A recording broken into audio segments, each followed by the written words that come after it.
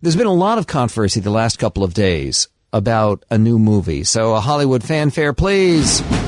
I am actually one of the few people in the country who has seen the new movie. It is called Redacted. It is a movie by Brian DePalma, written and directed by him. And let me just tell you, before I go to actually reviewing it, it could be the worst movie I've ever seen.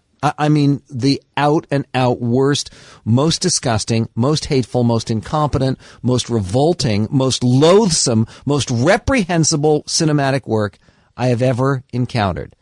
And since I've been reviewing movies for more than 25 years, it covers a lot of disgusting ground, but none more disgusting than Redacted, which portrays the Marine Corps, one of the finest organizations ever assembled by human beings. Portrays the U.S. Marine Corps as corrupt, vicious, racist, killers, and rapists. The movie is loosely based upon a true incident where some U.S. troops raped and murdered a 14-year-old girl in Mahmoudiya, Iraq. And they have been brought to justice, the Marines involved. The movie changes it to make it elsewhere in Iraq, and they make it a 15-year-old girl. I don't know why they changed her age. But they also show a series of other atrocities by U.S. troops, and it portrays the members of our Marine Corps in the most disgusting way imaginable. They're hanging out in barracks, drunk or stoned, with Confederate flags all over the place. And the head Marine, who's the leading rapist and murderer, is a big fat guy. I mean, hugely out of shape, right? Just typical Marines tend not to look like that. Big fat guy, overhanging belly, cigar chomping, loud mouth, sort of fair complected. His name is Rush. Nothing in movies is an accident. They're clearly trying to indict and smear Rush Limbaugh by saying that secretly he wants to rape and abuse 14-year-old girls and murder them and then burn their bodies. They show a scene of a Marine having his head sliced off by jihadists, but they set it up so that they're justified. He's an arrogant Marine. He's one of the guys who raped the girl, and then they take him and they punish him for having raped their sister.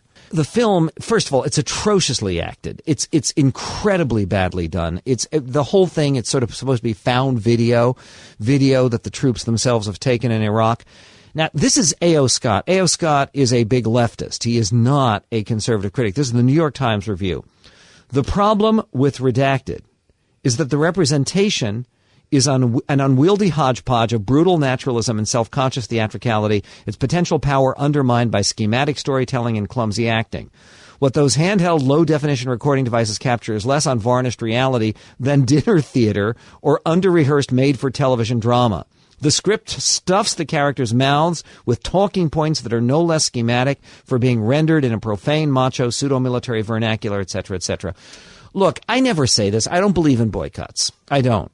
But I actually think Bill O'Reilly, I know, has been going on about this movie, even though he hasn't seen it. Okay, I've now seen it. Bill, hey, it's worse than you think. This film is an atrocity. It is 0 stars as far as I'm concerned. It's very much rated R. I honestly was close to vomiting when I saw the film. I have seen a lot of unspeakable garbage in years and years of reviewing movies. Nothing quite like this. It is a slander on the United States of America. It is a slander on the Marine Corps. It is a slander on our troops. Mark Cuban, the owner of the Dallas Mavericks, who paid for this entirely. Now, he elsewhere has given money to support the troops. I know he has. He ought to be ashamed. Everyone associated with this film ought to be ashamed. I will never see a Brian DePalma film in the same way again. This is a veteran Hollywood director. What is he trying to do with this kind of thing?